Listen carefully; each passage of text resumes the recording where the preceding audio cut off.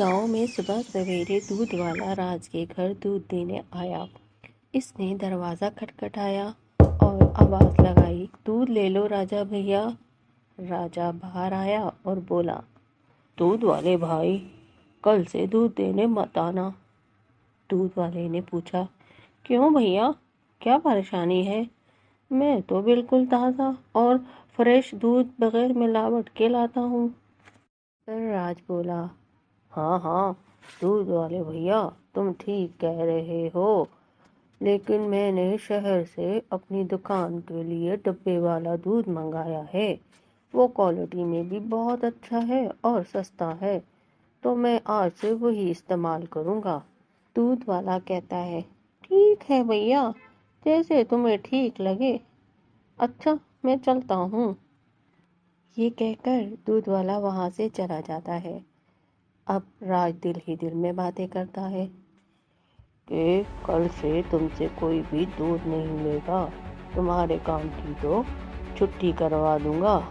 گاؤں والے تو شہر والا ملک پیک ہی پسند کریں گے۔ دودھ والا دودھ دینے ددو کے گھر جاتا ہے۔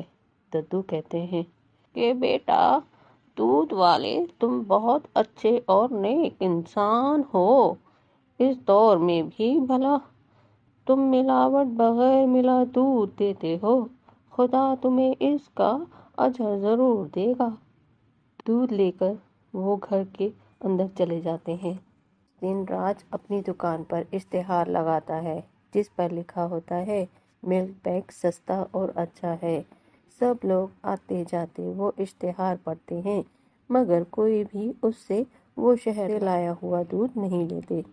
اب اس کی دکان پر امام صاحب کچھ سامان لینے جاتے ہیں، تو وہ امام صاحب کو کہتا ہے، امام صاحب، آپ یہ شہر سے لایا ہوا ڈبے والا دودھ لیں، یہ کوالٹی میں بھی بہت اچھا ہے اور سستا بھی ہے۔ امام صاحب وہ دودھ کا ڈبہ لے لیتے ہیں۔ اسی کے ساتھ ساتھ راج امام صاحب کو کہتا ہے، امام صاحب، آپ ایسے ہی دودھ والے سے دودھ لیتے ہیں، وہ تو صفائی کا خیال بھی نہیں رکھتا۔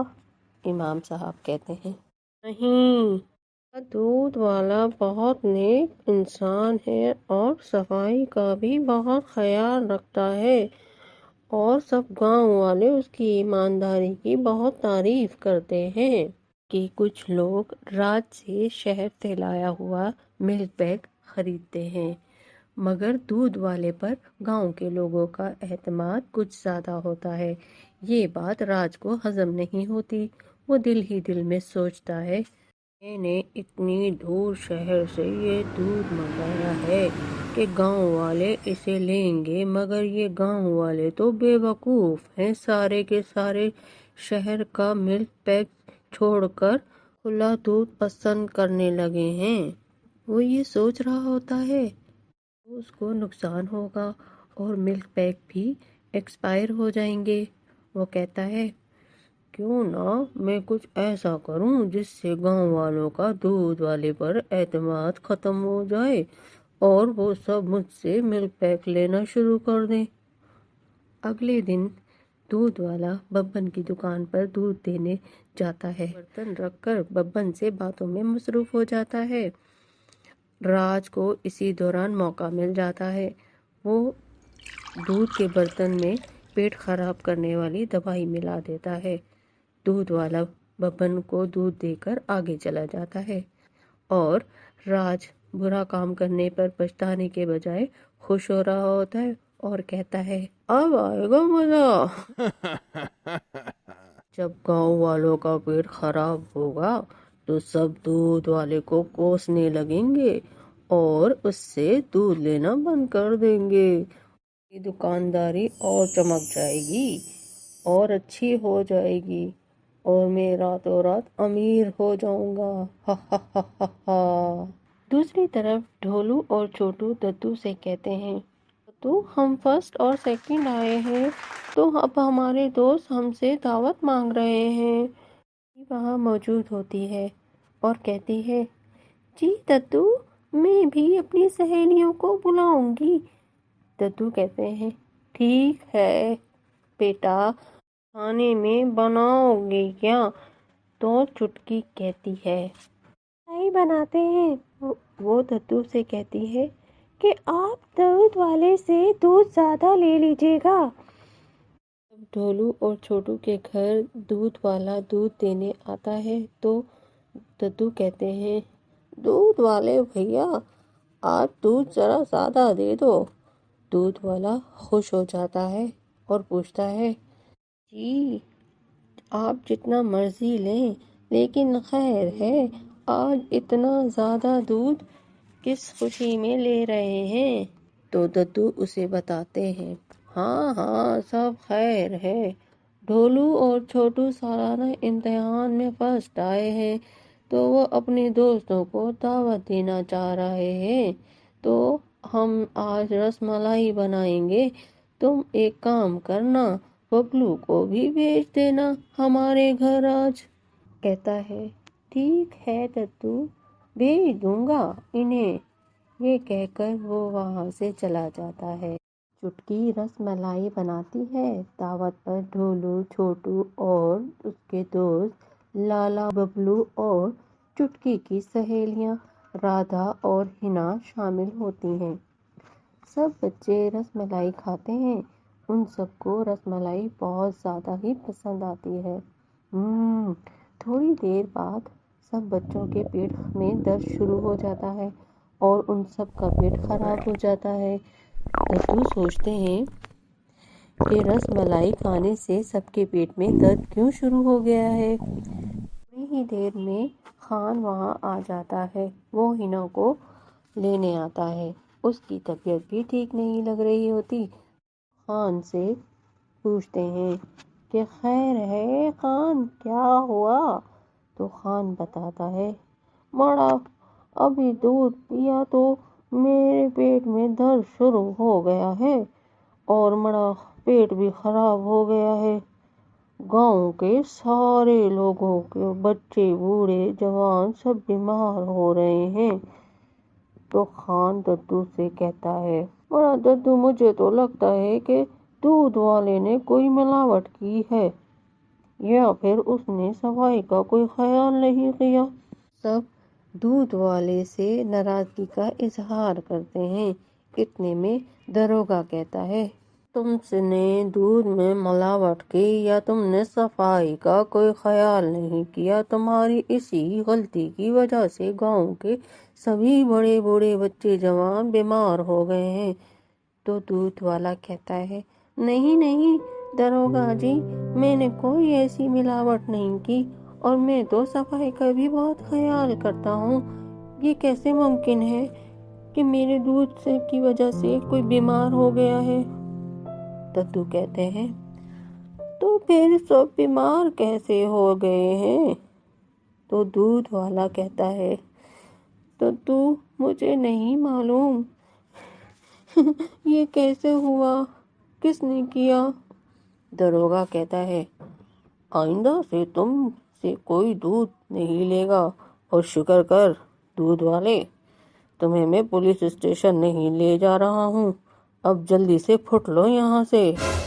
دودھ والا بیچارہ پریشان ہوا وہاں سے چلا جاتا ہے۔ اب گاؤں والے راج سے شہر والا ملک پیک لینا شروع کر دیتے ہیں۔ دکانداری اچھی ہو جاتی ہے اور بھیڑ لگ جایا کرتی تھی۔ وہ بہت خوش ہو جاتا ہے۔ دودھ والا ندی کے کنارے پتھر پر بیٹھ کر رو رہا ہوتا ہے کیونکہ کوئی بھی اس سے اب دودھ لینے کو تیار نہیں ہوتا۔ وہ بہت اداس ہو کر کہتا ہے میرا کیا قصور تھا، میں نے کچھ بھی نہیں کیا، میں نے تو کبھی بھی ملاوٹ نہیں کی، تو پھر آخر یہ سب کیوں ہوا، کیوں سب بیمار ہو گئے ہیں؟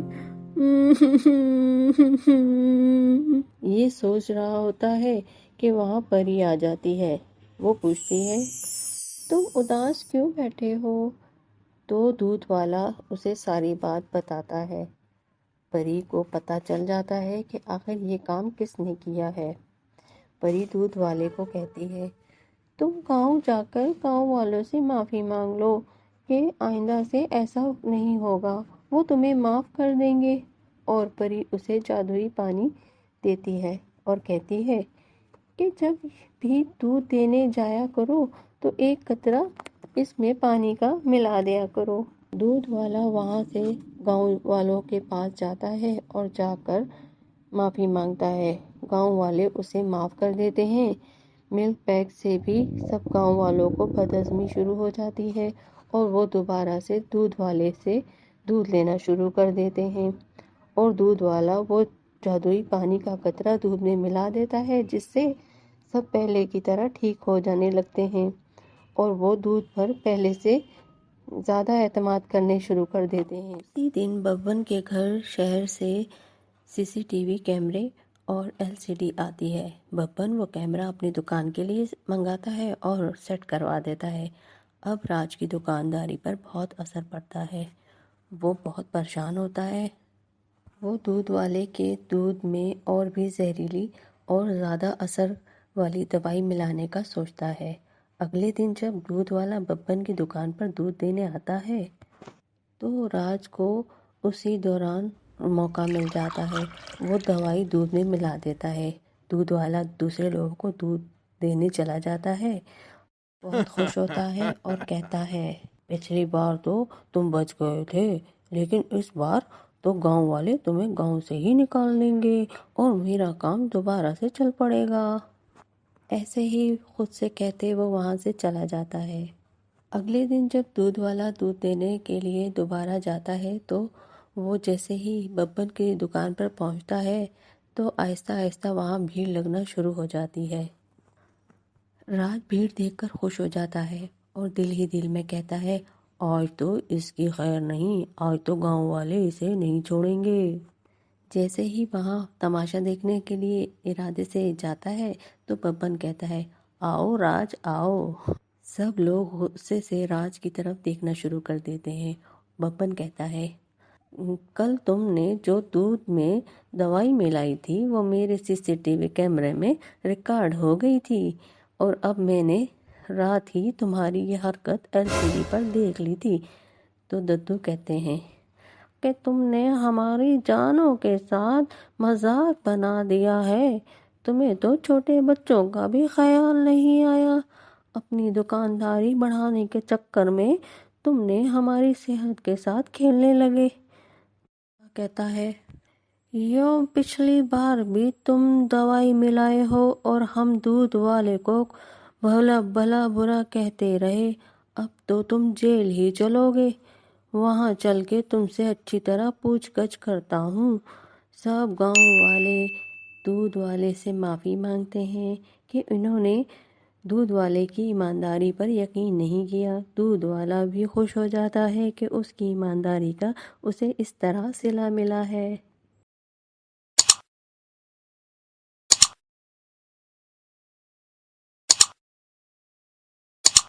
You can download the application on Google Play or App Store, and you can visit our website mathslegends.co.uk.